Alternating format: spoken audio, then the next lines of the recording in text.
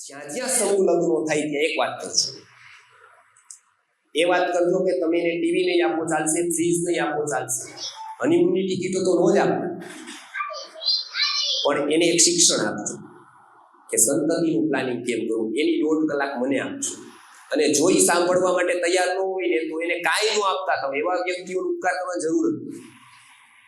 એની સંતતિની જેને ચિંતા નથી ને એની ઉપર કોઈ ઉપકાર ન કરે, એનો શોખ પૂરો કરવા માટે ઉપકાર ન કરાય. હું તમારી પાસે ફરવા માટે ગાડી માંગુ કોઈ પાસે મન ન અપાય. સેવા કરવી હોય તો સપોર્ટ કરાય, શોખ પૂરા કરવા કોઈ સપોર્ટ ન હોય.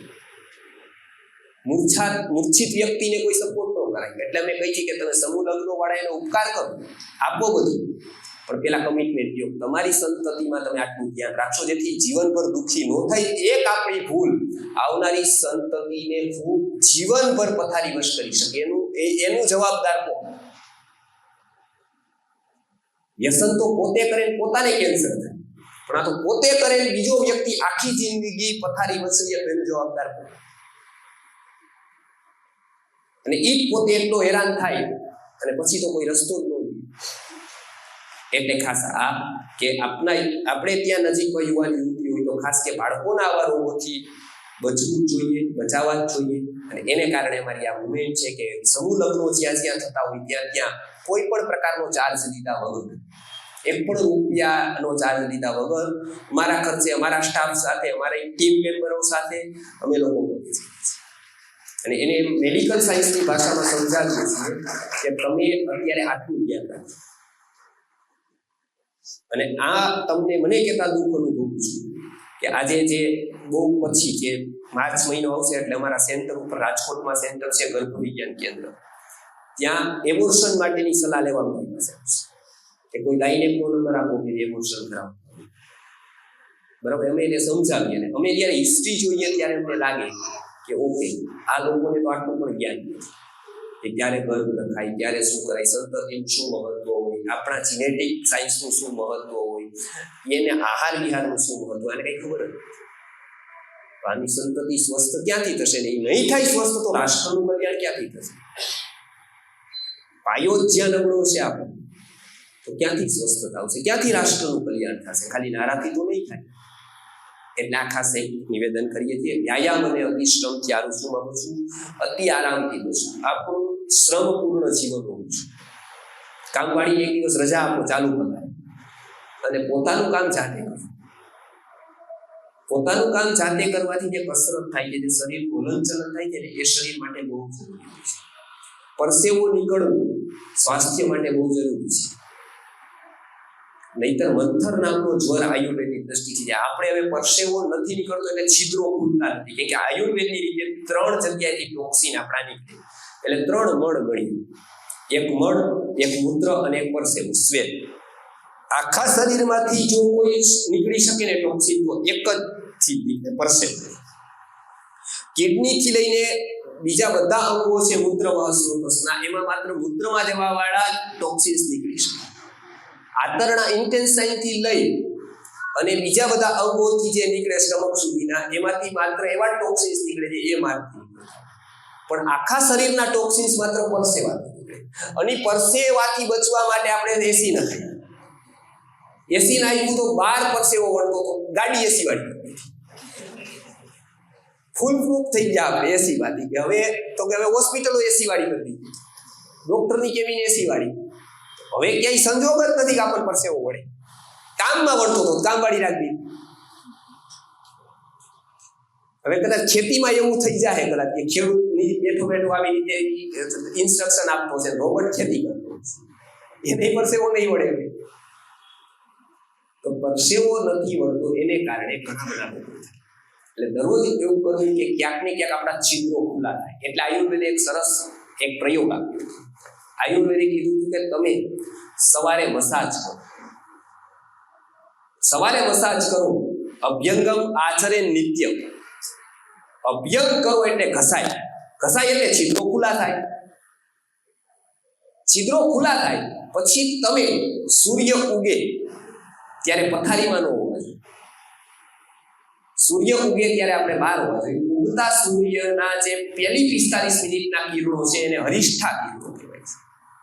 અને એમાં સૌથી વધારે જીવનદાયી તત્વો હોય છે. એમાં વિટામિન ડી સૌથી મોટા પ્રમાણમાં આપણા શરીરમાં એનાથી બને છે, એનાથી આવે છે. એટલે ક્યારેય વિટામિન D3 ની ડેફિશિયન્સી ન થાય. એ સૂર્ય સ્નાન કરીએ હાડકા આપણા સારા રહે, અસ્થિ ધાતુનું પોષણ થાય, એટલે ઓસ્ટિયોપોરોસિસ જેવા રોગો જે આપણને આગળ થવાના છે એ ન થાય. આ બધા જ અસ્થિગત પ્રોબ્લેમ છે. ની રિપ્લેસમેન્ટ કરાવવા પડે, કેમ કે આપણે 60 વર્ષના થાય, આપણા ગ્રુપના 100 વર્ષના થઈ ગયા. આપણા અંગોનું આયુષ્ય આપણા કરતા વધારે છે. શું છે? આપણા બધા જ અંગોનું આયુષ્ય આપણા પોતાના કરતા વધારે છે. આપણે એવી ભૂલો કરીએ છીએ, એવું અપથ્ય કરીએ છીએ કે આપણા આયુષ્ય કરતા એ વહેલા પૂરા થઈ જાય છે. એટલે જો તમે જીવો 100 વર્ષ બરાબર અને 100 વર્ષે સ્વસ્થતાથી મરો તો તમારી આંખો હજી બીજાને કામ આવે. આઈ ડોનેટ કરો, કેમ કે એનું આયુષ્ય વધારે છે. આપણું સોનું ઈસીનું છે, પણ એ આઈ ડોનેટ બીજાને કઈ રીતે બીજા ઓવર કાઢે. ઓલમોસ્ટ ડબલ થી 3 ગણું છે. લીવર 8 ગણું મજબૂત છે.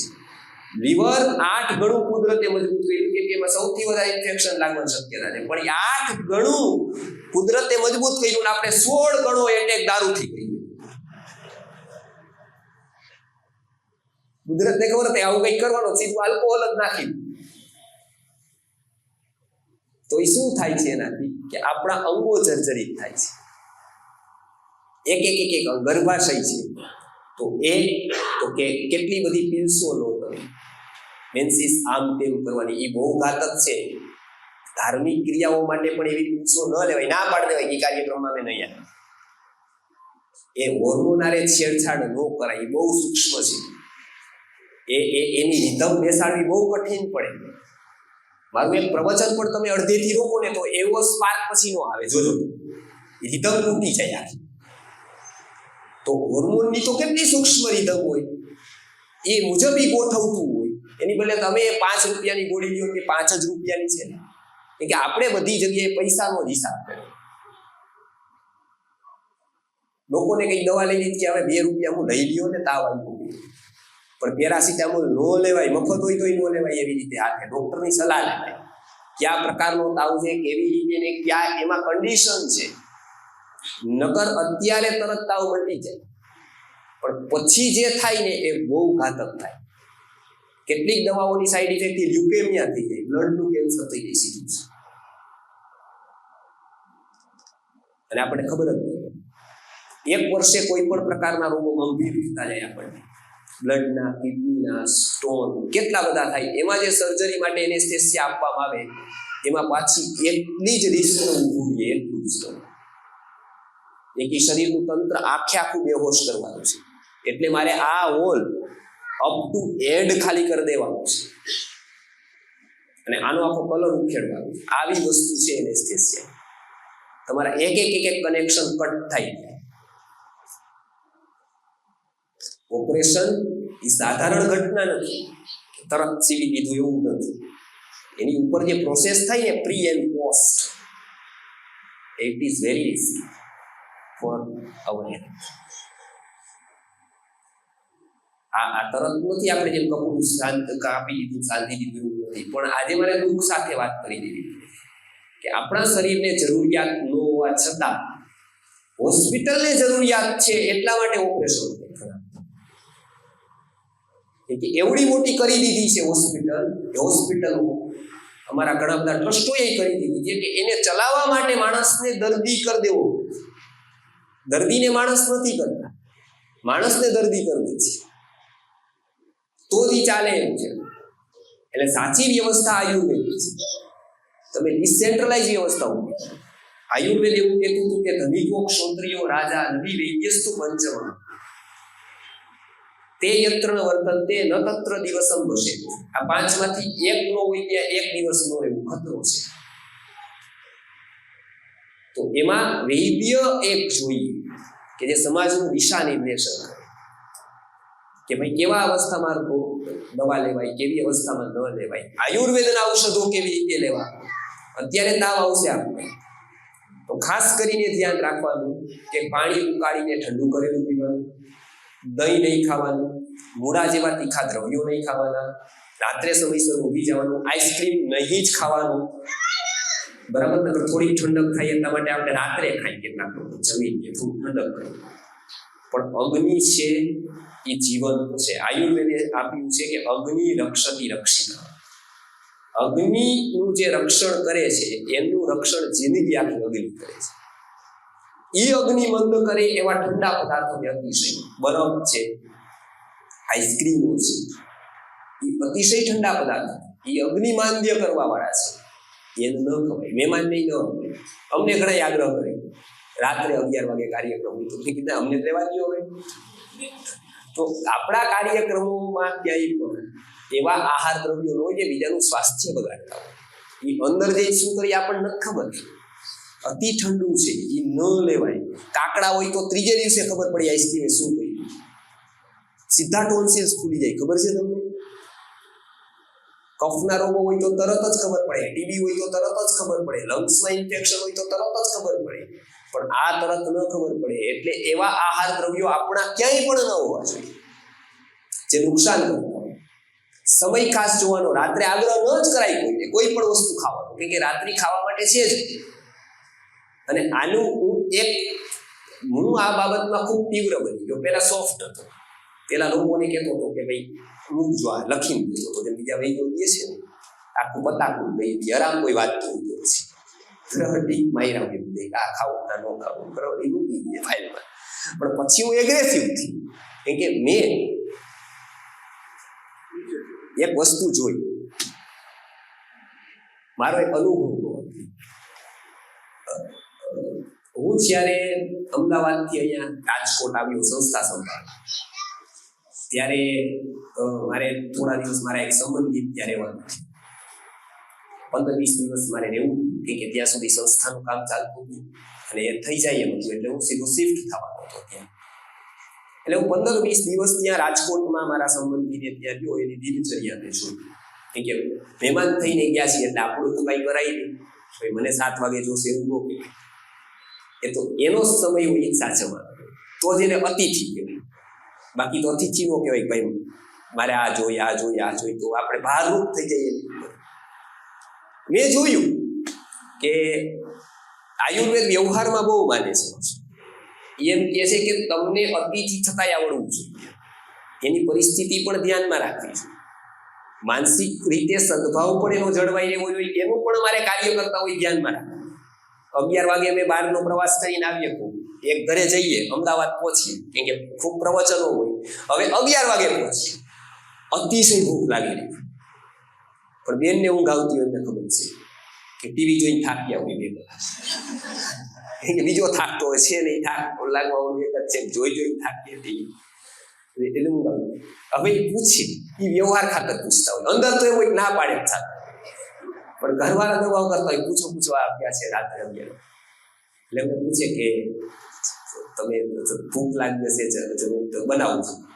ત્યારે એમ ન કહે કે આ બનાવી નાખો, ખૂબ સારું, 2-5 વસ્તુ કરો, લાપસી કરો, દાળ ભાત કરો, ખીચડી કરો, કંટાળો આવે. ત્યારે વ્યવહાર જોવાનો છે. ત્યારે એમ નહીં, ફૂલ જમીન આવ્યા છે, હમણાં જ ત્યાં નાસ્તો કર્યો. કેમ તો કે ત્યારે તો વ્યવહાર જોવાનો છે. પણ મેં જોયું કે ત્યાં હું રોકાણું, એટલે મેં જોયું કેટલા વાગે જમે છે. તો બધા જ પુરુષો આવે 10 વાગે, એટલે બેનો એવું કે બધા પુરુષો આવી જાય પછી જમો.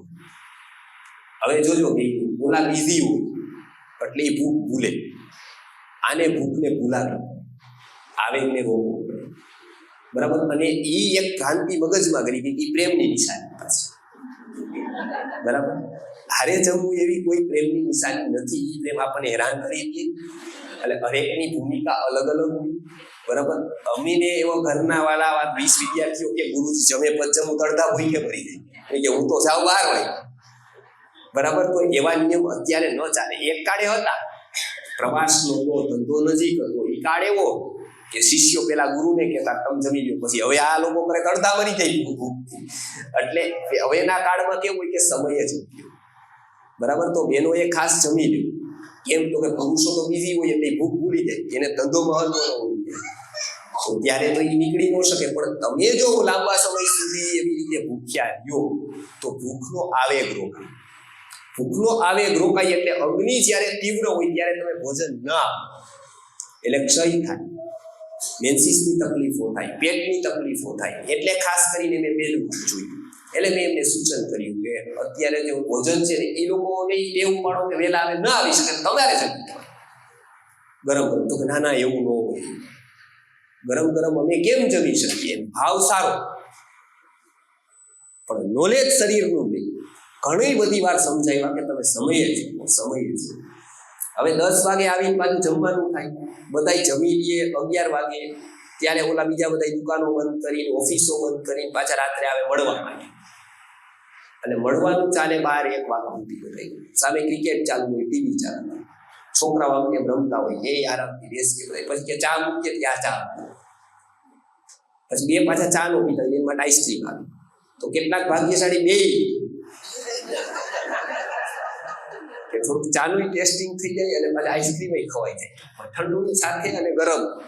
આયુર્વેદે કીધું છે કે વીર્ય વિરુદ્ધ અસનમ નિંદિત વ્યાધિ કરાણા. વીર્યથી વિરુદ્ધ થાય એવી વસ્તુ ખાવ ને નિંદિત વ્યાધિ ઉત્પન્ન કરે શરીરમાં. સફેદ દાગ જેવા કોમ્પ્લિકેટેડ ડિસીઝ કરે વીર્ય વિરુદ્ધ અસર. ઠંડુ ને ગરમ બે એકાર નો ખવાય. આપણી થાળીમાં આખે. અને લગ્નમાં તો મેં જોઈ છે મોટા ભાગે તો કોઈ જમવા નથી જાતું, વસૂલ કરવા માટે જાય છે, સીધા એટેક જ કરે થાળીમાં. અમારે ત્યાં ગામડાઓમાં જમણવાર રાખીએ ને એટલે કેટલી આઈટમ બનાવી હોય, દાળ ભાત ભજીયા. આ પાછા ભજીયામાં એ પ્રકાર, બટેટા વડા હોય, ઓલા હોય, મેથી હોય, પાછા આમ દબાવી કે આ ઠંડા જ આ બદલો, એટલે પાછા ગરમ કરે, 4-5 વાર બદલી આખી આટલી થાળી પર. પછી ખવાય એટલું ખાય, પછી હાવ એન્ડ આવી જાય એટલે ફેંકી દે. બરાબર, કેમ કે ખાવા માટે જ અમુક લોકો જન્મ્યા હોય છે, તો એનો હેતુ જ હોય છે વધારે ને વધારે. પછી અમારે ત્યાં આવે રસ્તામાં જ ફાર્મસી થાય, એટલે રસ્તામાં આવે કે ભાઈ અહીંયા કંઈક દવા મળે છે, એટલે રસ્તામાં આવે એટલે કે અહીંયા જોવે કે અહીં કંઈક દવા, દેશી દવા દે છે. દેશી દવા આવે કે ભાઈ કોઈ આવું પેટમાં ખૂબ દુખાવો ગેસ થયો છે, હવે કોઈ ક્રીમ હોય તો આપો, તેલ હોય તો ચોપડવાનું. તેલ તો પગના દુખાવો ચોપડવાના આવે, પેટમાં ચોપડવાના. કોઈ આયુર્વેદના ઋષિ તેલની વાત નથી કહી. એમાં તો હિંગવાસ્ટક છે કે લવણ ભાસ્કર છે, એવા ચૂર્ણો હોય અથવા કોઈ પણ પ્રકારની એવી દવા હોય જે પાચન કરે. તો વૈદ્ય હમણાં આવશે તો તમને 1-2 દવાઓ કહેશે કે ભાઈ તમને લખી દેશે, અહીંયા હશે તો સારું આવશે. નહીં, દવા નહીં, કોઈ તેલ કે ક્રીમ નથી કે નહીં, પણ તમારે તેલ કે ક્રીમ તો આવતા જ નથી. તમારે શું કામ જોઈશું? તો કે દવાની જો જગ્યા હોત તો 2-3 લાડવા જ ન ખાઈ લીધા હોત, એની જગ્યા જ નથી રાખી. સાવ જગ્યા જ નથી ખાઈ, આમ ખાઈ કોઈ પૂરું નીકળે. એટલે આહાર ઉપરનો આપણો વિવેક સાવ સમાજ કે અંદર જઈને શું કરે ને ખબર નથી. એ અવસ્થામાં મારે જોવાનું થયું. 11 વાગે જમે છે, 12 વાગે આઈસ્ક્રીમ, ચાનું બધું ચાલે છે, એમાં એને ઘસારો થાય કે ઊંઘ એક બાજુ આવતી હોય, એક બાજુ મહેમાન બેઠા હોય. આ અવસ્થામાં હું એને ના પાડતો તો પિત્તનો પ્રકોપ હતો, દવાઓ ચાલતી હતી. ના પાડતો મારું તો આપણું ગુરુકુળ બન્યું એટલે ત્યાં શિફ્ટ થયું. પછી પણ હું બેસવા જતો, ના પાડતો. 3 વર્ષના અંતે મેં જોયું કે કાંઈ જ નહોતું, બરાબર હતું. પિત્તનો પ્રકોપ, માથું દુખે એવી નાની મોટી બીમારીઓ હતી. પહેલી વાર મેં કીધું કે આહારમાં ધ્યાન આપો, આહારમાં ધ્યાન આપો. એક જ વાત મારી બેટી કે મારી ઉપર એને ઉપકાર કર્યો તો મારી ભાવના એવી કોઈ પણ મારા ઉપરનો થોડોક પણ ઉપકાર કરે તો મારે એને પાછો વાળવું, કાં દ્રવ્યથી, કાં જ્ઞાનથી અને કાં ભાવથી. જે પ્રકારનો ઉપકાર હોય, દ્રવ્ય ઉપકાર હોય તો દ્રવ્યથી ઉપકાર પાછો વાળવો, જ્ઞાનનો ઉપકાર હોય તો જ્ઞાનથી, ભાવપૂર્વકના જ્ઞાનથી ઉપકાર વાળો, કાં ભાવપૂર્વકના દ્રવ્ય ઉપકારથી એ ઉપકારને પાછો વાળો, કોઈ પણ રીતે. એટલે હું એને વાગતો હતો કે તમે આવી રીતે બોલવું, તમને આપવું આહાર જગ્યા, એ તમે પાલન કરો. તમારે ત્યાં સમજાવું કે અમારે નો થાય, સંયુક્ત કુટુંબ, આવું 3 વર્ષ પછી એને ડિટેક્ટ થયું. અહીંયાથી બ્રેસ્ટમાં ગાંઠ થઈ, બાયોપ્સી કરાવી, કેન્સર ડિટેક્ટ છે. કેન્સર ડિટેક્ટ થયું એટલે હું ગયો ત્યાં કે હવે તું મારી સાથે આવી. એટલે હું એની સાથે બધા જે ઓન્કો સર્જન હોય એ 2-3 મારા ઓળખીતા હતા, એમની પાસે લઈ ગયો. એમને નિદાન કર્યું છે કેન્સર. હવે બધું જ કર્યું. હવે કે દવા લો, આ દો, કેમો ચાલુ થયા, કેમોથી રેડિયેશન થયા, બાલ બધા ઉતરી ગયા, શરીરમાં ભયંકર દાવ પડ્યો. 66 કિલો વજનમાંથી ઘટતું 32 આવે. આવું છે. ખબર કાઢવા વાળા લોકો પાછા 11 વાગે આવે રાતે દુકાનની. એની જીવનચર્યા ચાલુ છે કે હવે શું થયું. આમ એને નથી ખબર કે આ અમારા જ કારણે આને થયું છે. પાછું એ ચાલુ થયું એટલે ઉપયોગ હવે હું ન વેચી. એટલે મેં કીધું કે પહેલો નિયમ, હવે આટલું બધું થયું, દવા તમારી ચાલુ થઈ, હવે જીવન મરણના સંકટ વચ્ચે છો, આયુર્વેદ શરૂ કરી, પંચગવ્યની અમુક દવાઓ શરૂ કરી, પણ હવે થોડું ઓલા લોકો તોય ખબર નથી કે એને કેવું કરવું. 10 વાગે બધા આવે એટલે પછી નિયમ કર્યો 10 વાગે લાઈટ બંધ કર્યું. તો કે એને ખોટું લાગે બધા. મેં કીધું તો કાંઈ વાંધો નહીં, સાચું લાગે એવું કંઈક કરીએ. એટલે 10 વાગે આવે એટલે હું બધાને ભગવદ્ ગીતા પકડાવું કે આમને સારું થાય ને એના માટે આપણે એવો નિર્ણય કર્યો છે કે ભગવદ્ ગીતાનો મારે પાઠ 1 કલાક કરવો. એટલે જેવા આવે ને એ 11:30 12 સુધી વાતો કરતા હોય, મેચની, ઓની બીજાની, બરાબર, ઓલાનું નૃત્ય, ઓનું નૃત્ય, ઓલું હમણાં દેખાતા નથી, ઓને હમણાં અભિમાન આવી ગયું છે, એને હમણાં લોન થઈ ગઈ છે, ઓને ગાડી લીધી, બધી વાત કરવા વાળા 11:30 12 વાગ્યા સુધી ગાપા મારતા હતા. ગીતા પકડાવી 15 મિનિટ સ્ટોપ થાય એટલે કે ફોન આવી ગયો, જાવ. 10:15 તો 10-15 માંથી વયા જ ગયા હોય બધા. મેં કીધું તમારે તો ઠંડા પાણી જ ખસ વહી ગઈ ને.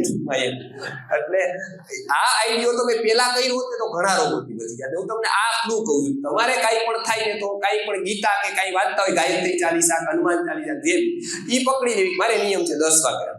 અને જો કોઈ ઉભા ગયેલો કેમ કે મજા જ નહીં આવે વાંચવામાં. હવે આ બહુ થઈ ગયું, જાય કે ફોન આવી ગયો તાત્કાલિક, નહીં આવ્યો હોય તો એ કહે છે મેસેજ આવ્યો.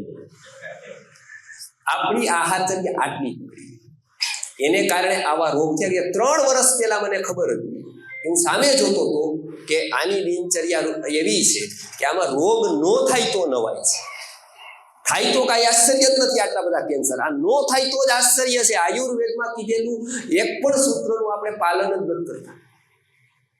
આ શરીર ઉપર એવડો અત્યાચાર કરીએ છીએ. ગાડીમાં આપણે જેમ ફાવે એમ પેટ્રોલની ગાડી ડીઝલ નાખ દઈ, ક્યારેક ઓઇલ નાખ દઈ, ક્યારેક મન થાય પાણી નાખ દઈ ડોલ ભરી, તો હાલે ગાડી આપણી. જે આયુષ્ય ગેરંટી એને 100 વર્ષની આપી હોય કે 10 વર્ષની આપી હોય, 1 વર્ષમાં ખતમ થઈ જાય કે ન થઈ જાય. આપણે આવું કરીએ છીએ. આપણે ગમે ત્યારે ફર્મેન્ટેડ ફૂડ નાખીએ, ગમે ત્યારે પીઝા નાખ દઈએ, ગમે ત્યારે મેંદો નાખ દઈએ, ગમે ત્યારે આઈસ્ક્રીમ નાખ દઈએ, ગમે ત્યારે ગમે એ નાખી શરીરમાં. તો એને પાચન તંત્રમાં એવડું ડિસ્ટર્બન્સ ઊભું થાય, એટલા સેલ વિકૃત થઈ જાય કે આગળ આપણું કાંઈ. અને આપણને આ પાયાનું જ્ઞાન ત્યારે આપણે સમજીએ આહાર ઉપર આપણી જાગૃતિ એવી હોવી જોઈએ કે બિનજરૂરી વસ્તુ ભગવાને આપેલા વરદાન રૂપ શરીરમાં બહુ મહત્વપૂર્ણ, પ્લેન કરતા પણ વધારે કિંમતી છે. હોન્ડામાં કે એક્ટિવામાં તો તમે ક્યારેક નાખી દો તો હાલે ડીઝલ. ઓમાં તો વ્હાઇટ ઓઇલ સિવાય કોઈ પણ ઇંધન, એ ખબર છે ને હમણાં થયું, પાણીનું ટીપું આવે તો હાલે. એના કરતા આ વધારે સેન્સિટિવ છે. તો આમાં તો અપથ્ય બિલકુલ ન હાલે. આમાં તો જિમ્નેશિયમ વાળા સજેસ્ટ કરી ન લેવાય. આહારનું એનેટોમી ફિઝિયોલોજીનું જ્ઞાન નથી, જેમ ફાવે એમ કહે કે આ લ્યો 5 ભેગું કરો, ટેસ્ટી ખાઓ. એવું ન ખવાય. અંદર જઈ શું કરશે? એક દ્રવ્યના ગુણો એને ખબર નથી. ઋષિ મુનિઓએ લખ્યા છે કે આ તમારે પીલોઈ જાય તો આટલા કલાકે પચે, પાણી આટલા કલાકે પચે, આ આહાર આટલા કલાકે પચે, જવું લ્યો તો તરત પચે. ત્યારે અહીંયા આટલું નહીં ખાવાનું. દહીં, એવા બધા આહાર દ્રવ્યોનું પણ સેવન નહીં કરવાનું. બહારનું તો છોડી દો, પ્રાકૃતિક જે મળવા વાળા પણ નથી લેવાના અત્યારે. દહીં, મૂળા જેવા પદાર્થો, એટલે આ બધા વિષ સમાન છે. હવે અમૃત સમાન આહાર વિહારની વાત કરતી વખતે આયુર્વેદ કહે છે કે તો લેવાનું શું? તો કે લેવા વાળા આહાર દ્રવ્યો, પહેલા નંબરનું ધાન્ય આ રૂપનું છે ચોખા, ભાત. ભાતના પણ અલગ અલગ પ્રકાર આવે. અત્યારે આપણે જે ખાઈ છીએ પોલિસ્ડ છે, એનો બીજો પ્રકાર સેમી પોલિસ્ડ આવે છે. ઓમાં જે છડેલા હોય છે અને પોલિસ્ડ કરેલા હોય છે એ એકદમ ક્લીન છે. એમાં ફાઈબર્સ વયા જાય છે, એટલે એ ઓછા ગુણકારી છે. બરાબર, એ ચમકે છે પણ ગુણકારી છે. વિનોબા ભાવેનો આશ્રમ હતો, ત્યાં આવા ધાન્યો મગાવાતા હતા. એમાં પોલિસ્ડ કરેલા હતા. તો વિનોબા ભાવે પૂછ્યું કે આ ભાઈ પોલિસ્ડ કરેલા કેમ તમે બધું મગાવો છો? તો કે તો કેવા મગાવે? તો કે અનપોલિસ્ડ. તો કે એ નો. તો કેમ? તો કે એવા મગાવીએ છીએ તો એમાં જીવાત થાય છે. તો વિનોબા ભાવે કીધું જીવાત નહીં ખબર છે કેવા ભાત તન નથી ખબર, એ ઓમાં નથી પડતા કે જો એ નહીં ખબર છે. ત્યારે આ સેમી પોલીસ થાય સાહેબ. એમાં પણ આયુર્વેદે સૌથી શ્રેષ્ઠ કીધા છે કે લોહિત શાલયઃ શુકધાન્યનામ પથ્યતમંત્રે શ્રેષ્ઠતમા ભવંતિ. પહેલા નંબરનું આહારનું વર્ણન કરતી વખતે ચરક સંહિતાના સૂત્ર સ્થાનના 25માં યજઃ પુરુષય નામના અધ્યાયમાં હિતકારક આહારની વાત કરતી, આહાર દ્રવ્યોની વાત કરતી વખતે પરમર્ષિ જણાવે છે કે સૌથી સારા આહાર દ્રવ્યોમાં પહેલો નંબર કોઈને આપવાનો હોય તો લોહિત શાલયઃ શુકધાન્યનામ પથ્યતમંત્રે શ્રેષ્ઠતમા ભવંતિ. એટલે કે લાલ કલરના ચોખા જે થાય એ 60 દિવસે પાકે એટલે એને સાઠી ચાવલ પણ કહેવાય. એ 60 દિવસ લાગે ને એટલે સંસ્કૃતમાં એને ષષ્ઠીશાલી કહેવાય. પિંડ સ્વેદમાં એનો ઉપયોગ થતો હતો. પંચકર્મના કેન્દ્રો અહીંયા હોય તો એ ષષ્ઠીશાલીનો સૌથી વધારે ઉપયોગ પિંડ સ્વેદમાં કરવામાં આવે. ત્યારે આ ષષ્ઠીશાલી દાતા ચોખા, લાલ ચોખા એ સૌથી શ્રેષ્ઠ છે. એ ખાસ ખાવા. ન મળે તો સફેદ કલરના જે સારી ક્વોલિટીના આવે એમાં ગોવિંદ ભોગ બંગાળના આવે છે, એ સૌથી સારા. બાસમતીનો નંબર ક્યાંય પછીનો છે. સૌથી સારી જાતોમાં આ છે. એની ખીર, એ ખીર થાય.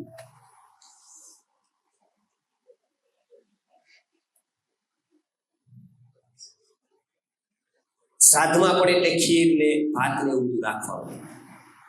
અત્યારના કોઈ પણ ઉત્સવોમાં પણ એનો સમાવેશ કરવામાં આવે. બરાબર. દૂધ ખીર એ પિત્તનું શમન કરે એટલે સૌથી શ્રેષ્ઠ. બીજા નંબરનું છે ગાયનું દૂધ. ગાયના દૂધનો ઉપયોગ અત્યારે કરો. આપણે જે પેકેટ દૂધ વાપરીએ છીએ એ ગાયનું નથી. એમાં ગાય દોરેલી છે પણ ગાયનું એમાં 3 પ્રોસેસ થાય છે. અત્યારે જે આપણે ડેરીમાંથી કરીએ છીએ શ્વેત ક્રાંતિની રીતે, એ અર્થની રીતે ક્રાંતિ થઈ છે, સ્વાસ્થ્યની રીતે ક્રાંતિ નથી થઈ. એમાંથી કદાચ ઘણા બધા પશુપાલકો પૈસાવાળા થયા પણ આપણું શરીર ગરીબ થયું છે. આ બીજો પક્ષેનો છે એવું દૂધ પીવું. આયુર્વેદની દ્રષ્ટિથી દૂધની સેલ્ફ લાઈફ 24 કલાકથી વધારે નથી. પછી એનું ફોર્મ બદલી દેવું પડે તો એની લાઈફ વધે.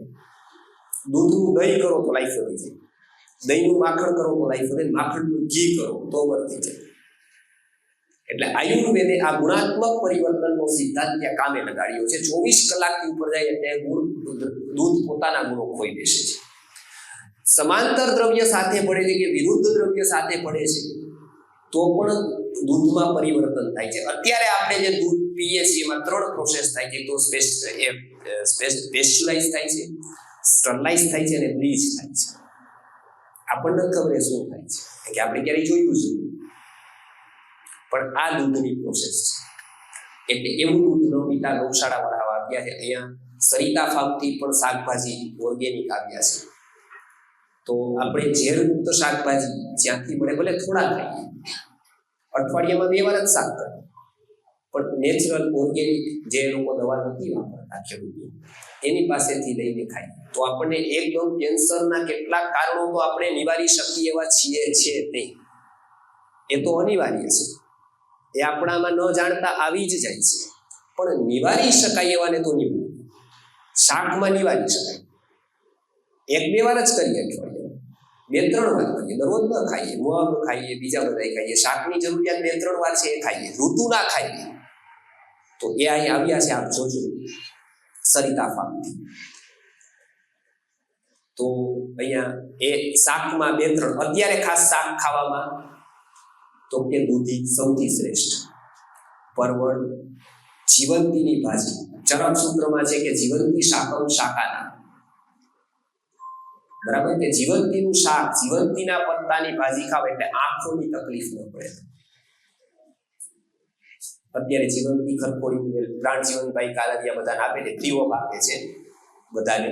તો મોરબીના લોકો ખાસ એક જીવંતી બધા એવા, કેમ કે જીવંતી એટલી બધી વસ્તુ છે.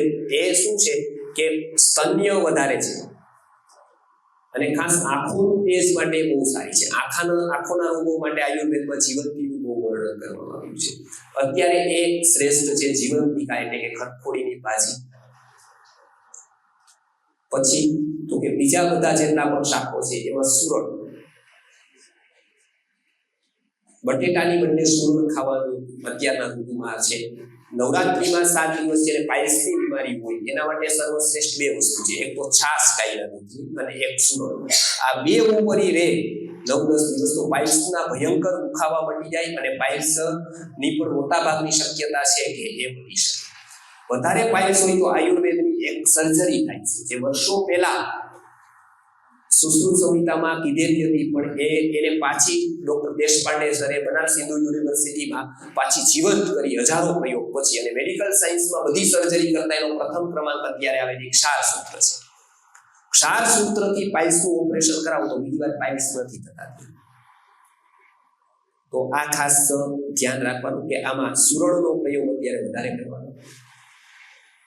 દૂધી, પરવલ, મગ, પૌવા અને જવ. ઘઉંની બદલે અત્યારે જવ વાપરશો તો શ્રેષ્ઠ છે, કેમ કે જવ છે એ પેટ સાફ કરવામાં ખૂબ ઉપયોગી છે. ડાયાબિટીસ વાળા માટે અમૃત જેવા છે. ગુજરાતમાં સૌથી મોટો પ્રોબ્લેમ અત્યારે મધ્યપ્રદેશ વધવાનું છે. આપણું તો એ આપણો જે પેટનો ભાગ વધે છે તો એ મેદ જમાઈમાં થાય છે અને અનેક વિકૃતિઓનું કારણ છે. આયુર્વેદમાં એવું કહેવાય છે કે પેટ જેમ જેમ બહાર આવે એમ રોગ અંદર જાય અને પેટ અંદર જાય એમ રોગ બહાર આવે છે. એટલે ખાસ એક ધ્યાન રાખવાનું કે મેદ વધતો હોય ત્યારે સંભાળવાનું, એના ઉપાયો. ફાસ્ટિંગ કરો એવું જરૂરી નથી, કેમ કે એ એક અલગ રસ્તો છે. એવી રીતે વજન નથી કરતું. એવા ઉપાયો ન કરવા કે જે આયુર્વેદને માન્ય ન હોય, મેડિકલ સાયન્સને માન્ય ન હોય, કે એમાં તમારા કેટલાક પોષક તત્વો પણ બળી જશે. આ તમે ઉંદર મારવા માટે સાપ લઈ આવો એવું થાય છે. પણ પ્રોપર ખાલી પેટે થોડું ઉષ્ણ પાણી પીવું, મધનું સેવન કરવું, કર્ષિત ધાન્યો એટલે કે જવ જેવા ધાન્યોનું સેવન કરવું, વારંવાર ન ખાવું. આપણું એક બહુ મોટું એક પેલું છે કે વારંવાર આપણે કંઈક ને કંઈક ખાઈએ. કંઈક જમી લીધું, ભૂખ આવી, નાસ્તો કરીએ, પાછું સાંજ પડે તો કંઈક બીજું ખાઈ લઈએ, પાછી રાત પડે જમી લઈએ, વારંવાર નથી. આમાં સહીને આપણે એવું કહેવાય કે આયુર્વેદમાં અધ્યસન છે કે એક આહાર લીધો પછી મિનિમમ 4 કલાક સુધી કંઈ જ ન જવું જોઈએ, તો એને પચાવવાનો સમય પૂરો પડે અગ્નિ. પણ જેવો એ પચાવવા માટે થાય ત્યાં આપણે બીજું કંઈક નાખીએ એટલે એને પચાવવા મારીએ ત્યાં ઓલું ન થાય. આપણે સપોઝ શાક બધા લોકો બેનો વઘારતા હોય, બરાબર. હવે માનો કે અડધું બટેટાનું શાક થઈ ગયું, 5 જણાનું તમે કહ્યું, બરાબર. અડધી કલાક કે 15 મિનિટ થઈ ગઈ, બટેટાને માનો 40 મિનિટ લાગતી હોય ચડતા, 15-20 મિનિટ થઈ ગઈ. પછી ફોન કર્યો, તો મેં જ માનો ફોન કર્યો, તમે આવી જી 5 જણા, 4-5 જણાનું હજી વધારે શાક કર્યું, તો તમે એને એ શાકમાં વધારે બટેટા નાખી દેશો કે બીજું દેશો? હવે એને એમાં નાખી દો તો શું થાય? બરાબર ને? તો શું થાય? તો કે હવે એ ડિસ્ટર્બન્સ ઉભું કરે. જો ઓલા બટેટા પાકી ગયા, હવે તમે નાખો આને વાર લાગે તો અગ્નિ ઈ નો ખબર પડે કે હવે ક્યાં પકાવવા. જો આના મુજબ પકાવવા જાવ તો ઓલા બળી જાય, એટલી રાહ જોવો, બરાબર છે. અને ઓલા પાકી જાય એટલી જ રાહમાં તમે ઉતારી લો તો આ કાચા થઈ જાય. અગ્નિમાં શું થાય કે આપણે એકવાર જમી લઈએ એટલે અગ્નિને એમ થાય કે ઓકે આ જમી લીધું, હવે પૂરું, તો કે ઓકે હવે જમી લીધું, બરાબર. 2 કલાક અગ્નિ એમાં કામ કરે, ત્યાં આપણા માસી આવી જાય, નહીં ગાંઠિયા લેવા જ પડે, ભાવનગર છે, તમારા માટે ખાસ લઈ આવ્યા છે. હવે નો લ્યો તો મારા સમ, એને ખબર જો સમ દેવા કોઈ મળતું નથી એટલે આપણે વારંવાર દઈએ. એકાદો દાખલો એવો બની ગયો કે આને સમ દીધા તરત આને એટેક આવી ગયો તો કોઈ સમ નો દીધું. આ નથી સમથી મરતા નથી એટલે આપણે વારંવાર એનો ઉપયોગ કરી ગૌદેવ મારા સમ, કે આપણને ખબર છે કે એમાં કઈ ખાવાનું જ નથી. આવું તો આપણે બોય કે કેટલાય ને દઈ દીધા, હજી સુધી કઈ નથી. તો આપણે શું કરીએ છીએ કે એ વસ્તુ કે આહારના જ્ઞાન વગર એને કહીએ છીએ.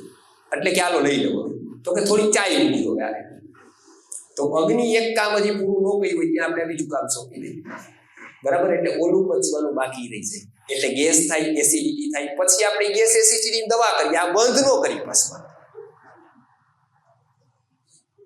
આનું આ તો ઉભું રહીએ આપણે. પછી આવી કેટલી કંપનીઓ કેટલી દવા બનાવે, કાંઈ હારો જ ન આવે. પછી આપણે કઈ આ દવા લાગુ નથી પડતી, બીજી લઈ આવે. ડાબરની નથી થતી કે વૈદ્યનાથની લઈ આવો, વૈદ્યનાથની નથી થતી કે ત્રીજી લઈ આવો, પછી ચોથી લઈ આવો. કંપની બધી એવી છે, પણ તકલીફ કંપનીમાં નથી, દવામાં નથી, તકલીફ આપણી આહારચર્યામાં છે.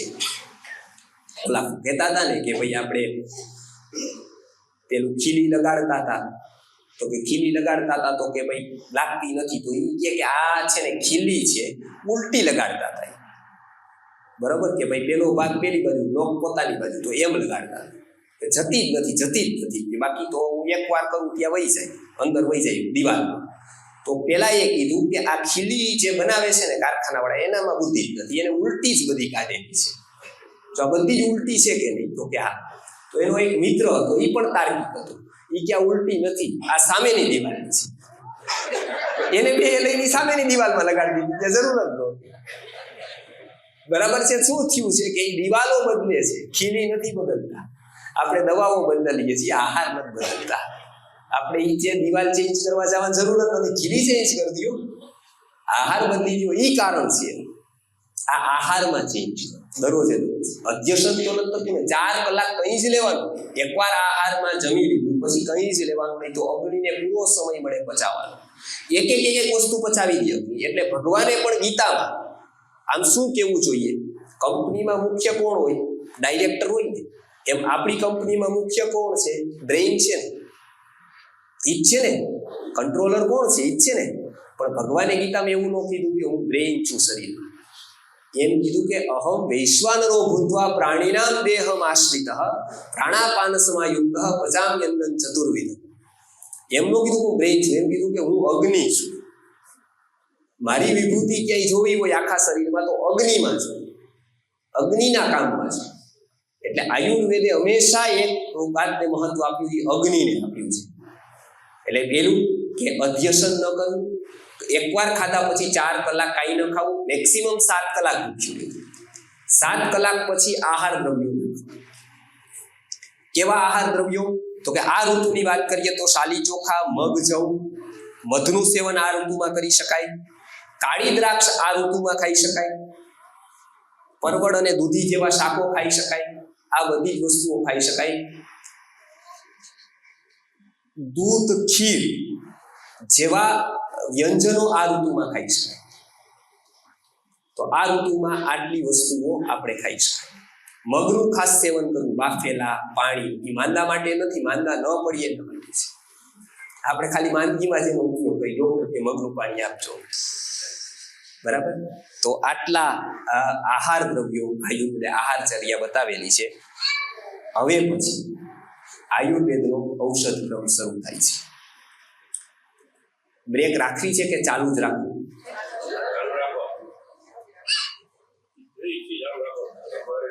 હા, ના મને કાંઈ તકલીફ નથી, બરાબર. મારે સામે વાળાનું જોવું પડે ને.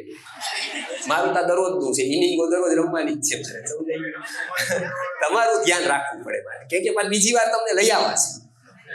એક વાર તો તમે ગમે એમ સાંભળી લે, હા, પણ બીજી વાર પાછ મારે તમને લઈ આવવાનું મધુસૂદનભાઈ કીધું બીજી વાર આવે એવું કંઈક કરજો, માપમાં રાખજો. એટલે મેં કીધું કે બ્રેક, હા, જેને કંઈ પણ જવું હોય બાથરૂમ કે આમ 5 મિનિટ પછી, જેને સ્વેચ્છાએ, હા, બરાબર, તો સ્વેચ્છાએ જઈ. હવે આ એક પાર્ટ પૂરો થયો છે, લાસ્ટ છે.